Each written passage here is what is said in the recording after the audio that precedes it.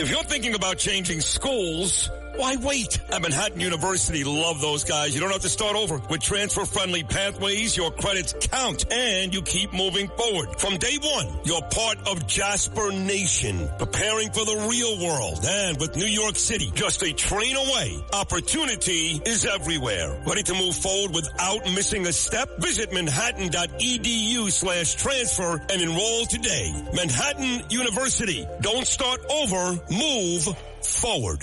Excuse me! Taxi! This is the 77 WABC minicast.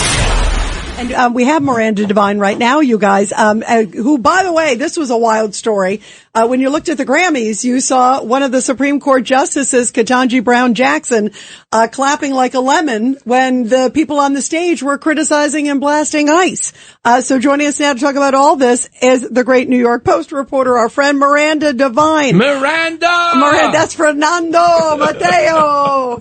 Miranda, what does this say to you? And the fact that I love your story is basically saying that Ketanji Brown Jackson should recuse herself from any immigration cases, because they say anytime when there was a flag outside one of the conservative justices' house, they said they should be recused. I mean, this is incredible.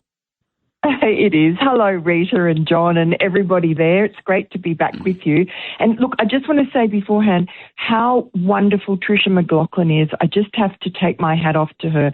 She's out there day in, day out, like Kristi Noem, like Tom Homan, like all of them, fighting the good fight and getting lambasted left, right and centre. So it's got to be one of the hardest jobs around, and they're doing a really good job. And you can just hear she's so articulate and passionate, and I'm so glad you gave her such a long time.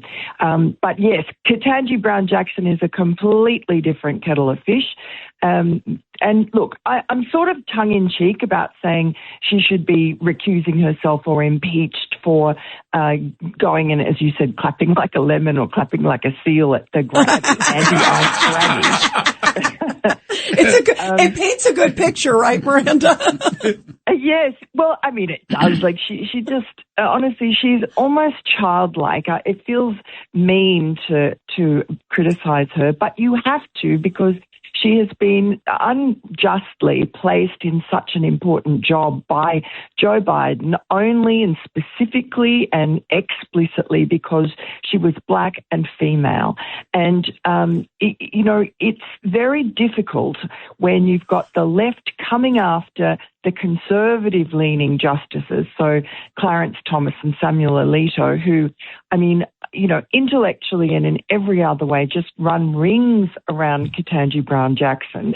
And for years, the left has waged this vicious campaign against them. For, as you just mentioned, one of the sins of Judge Alito is supposedly that his wife put up a patriotic flag outside their house that George Washington had initially flown.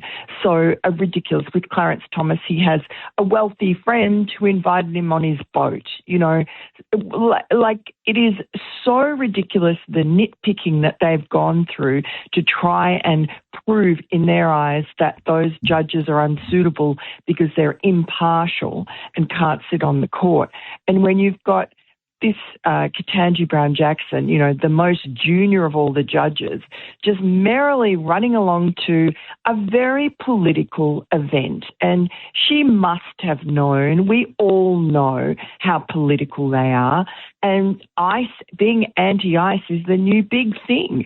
The biggest movie that's coming up is One Battle After the Other with Leonardo DiCaprio, which I don't like very much because it's such a blatantly anti-ICE, anti-immigration enforcement theme. But that's going to win all the Oscars, and you know that this is going to continue on. All the lovies, the Democrats have lost on the ground, but the lovies are out there trying to pick up the pieces and create this sort of crazy environment where you have to either be with them or against them. And obviously Ketanji Brown Jackson, Joe Biden's DEI Supreme Court Justice candidate, she's decided she's with them. Yeah, absolutely. Miranda, it's Richard Weinberg. She was always with them because when she was testifying to Judiciary Committee hearing, they asked her the difference between men and women, and she said she couldn't explain that there was a difference between them. That's right. It was a trick question. Yeah, it was That's a trick. right. I mean, forgot. that's the intellectual capacity of a Justice of the United States Supreme Court. Wow, it's really scary. Miranda, thank you so much. And I'm glad you brought up that because I was like, oh, wait, that's Ketanji Brown Jackson.